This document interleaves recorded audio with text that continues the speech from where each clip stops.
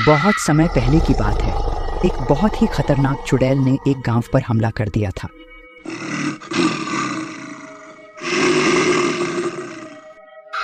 तब गांव वालों ने किसी तरह उसे पकड़कर उसका सर उसके धड़ से अलग कर दिया था और उसके सर को धड़ से अलग दफन कर दिया था।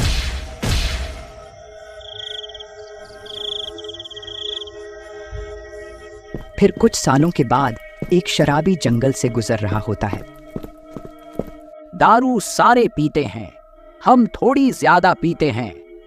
हाँ, मैं बेशक शराब पीता हूँ, चीज बिल्कुल खराब पीता हूँ। लोग 2-4 घूंट पीते हैं, हम थोड़ी ज्यादा पीते हैं। तभी उसे जमीन में कुछ बाल दिखाई देते हैं। अरे ये क्या है? ये बाल किसके हैं?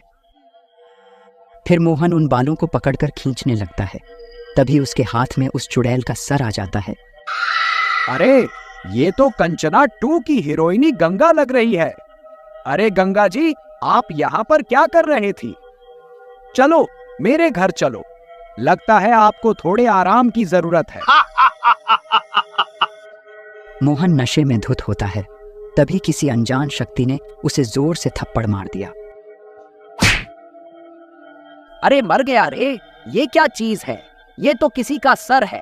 अब क्या करूं? यह तो किसी चुड़ैल का सिर लगता है। हे भगवान, यह मुझसे कितनी बड़ी गलती हो गई। अब क्या करूं?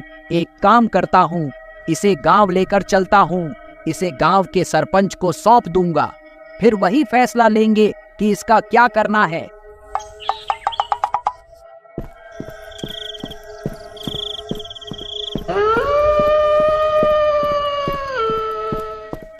फिर घर पहुंचकर वह उस सिर को खिड़की के पास रखकर सोने चला जाता है। फिर आधी रात होते ही उसमें जान आ जाती है।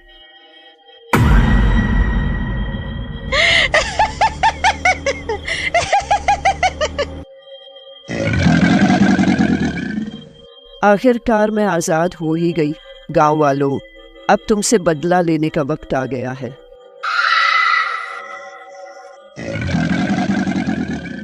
अजी देखिए ना, बगल वाले कमरे से कैसी अजीब अजीब सी आवाजें आ रही हैं।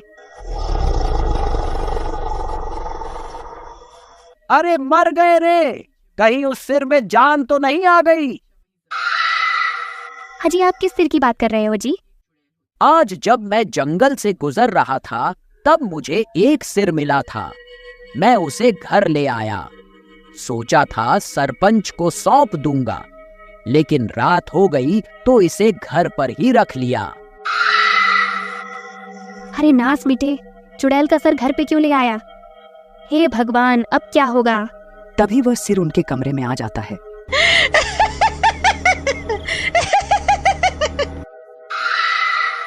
अच्छा तो तू ही है जिसने मुझे आजाद करवाया है।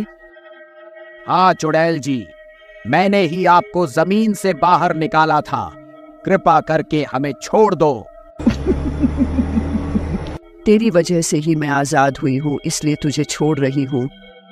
लेकिन उससे पहले तुझे मेरा एक काम करना होगा। तुझे वापस उसी जगह पर जाकर मेरा धड़ भी खोद कर निकालना होगा। अरे मर गए रे, अब क्या करूं? इस चुड़ैल से पीछा कैसे छुड़ाए? नहीं नहीं चुड़ैल जी, मैं ऐसा नहीं कर सकता। तो फिर मरने के लिए तैयार हो जा। मैं सबसे पहले तेरी पत्नी का सिर खाऊंगी, फिर इसके धड़ पर अपना सर जोड़ूंगी। अरे मर गई रे। नहीं चुड़ैल जी, कृपा करके रुक जाओ। अजी जल्दी जंगल जाओ और इस चुड़ैल का धड़ खोद कर इसे दे दो, नहीं तो यह मेरी जान ले लेगी। चुड़ैल जी, मैं अभी आपके साथ चलता हूँ और आपको आपका धड़ ढूंढ कर देता हूँ। फिर वह कटा हुआ चुड़ैल का सिर और मोहन आधी रात को जंगल की ओर चले जाते हैं। फिर उसी जगह पहुंचकर धड़ की तलाश शुरू कर देता है। वह बहुत देर तक खुदाई करता है।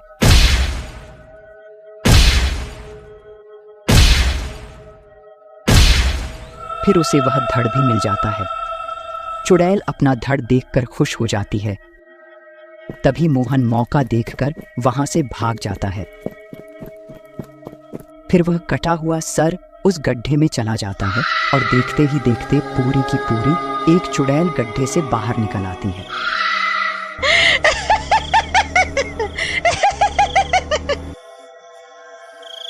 गाँव वालों, अब मरने के लिए तैयार हो जाओ, मैं किसी को नहीं छोड़ूंगी।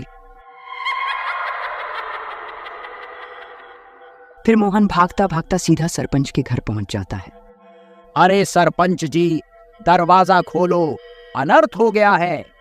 वह सिर कटी चुड़ैल वापस आ गई है। फिर सरपंच अपने घर से बाहर आता है और मोहन उसे सारी बात बताता है। हे भगवान, ये क्या अनर्थ हो गया। हमने जैसे तैसे उस चुड़ैल के 2 टुकड़े किए थे, अब वह बदला लेने के लिए वापस जरूर आएगी। हमें अभी कुछ न कुछ करना होगा। तभी वह चुड़ैल जंगल से निकलकर वापस गांव में आ जाती है। अरे गांव वालों, कहाँ छुप कर बैठे हो? तुम लोगों ने किस तरह मेरे 2 टुकड़े किए थे, अब बदला लेने का समय आ गया है।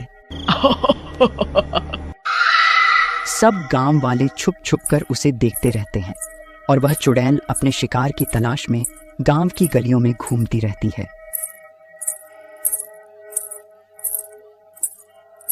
सरपंच जी, वो देखिए, वह चुड़ैल गांव वालों की तलाश में इधर उधर घूम रही है। अगर कोई गांव वाला इसे मिल गया तो ये उसका सिर धड़ से अलग कर देगी।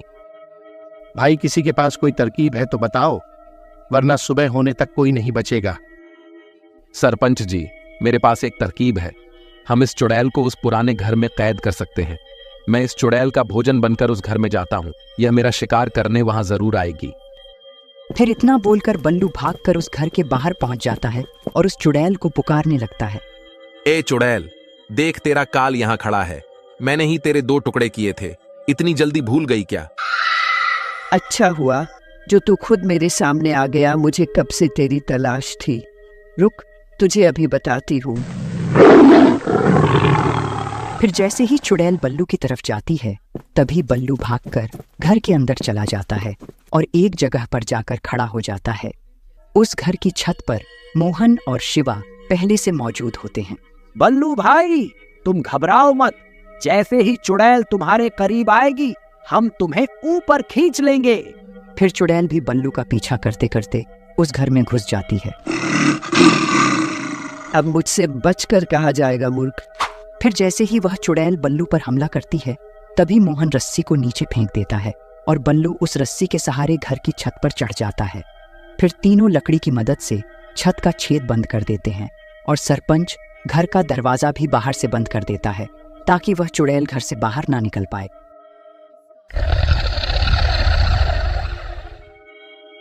फिर वह चुड़ैल उस घर में कैद हो जाती है।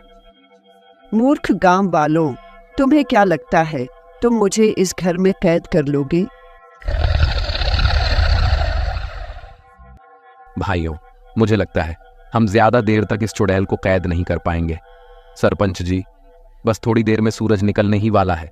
हमें थोड़ी देर तक इस चुड़ैल को इसी घर में रोक के रखना होगा। फिर चुड़ैल जोर जोर से दरवाजा पीटने लगती है। तभी कुछ देर बाद सुबह हो जाता है और आकाश में सूरज निकल आता है।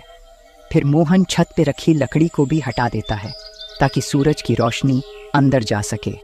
फिर सूरज की रोशनी घर के अंदर जाते ही वह चुड़ैल तड़पने लगती है।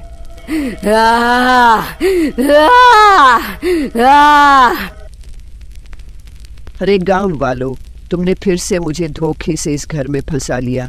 ये तुमने अच्छा नहीं किया। अरे मर गई रे, हाय हाय, मर गई रे। ये सूरज तो मुझे जलाकर ही दम लेगा। फिर देखते ही देखते वह चुड़ैल जलकर राख हो जाती है और एक बार फिर गांव वालों की एकता की वजह से सब बच जाते हैं। अगर आपको हमारी कहानी पसंद आई है तो हमारे चैनल को सब्सक्राइब करें और लाइक करें।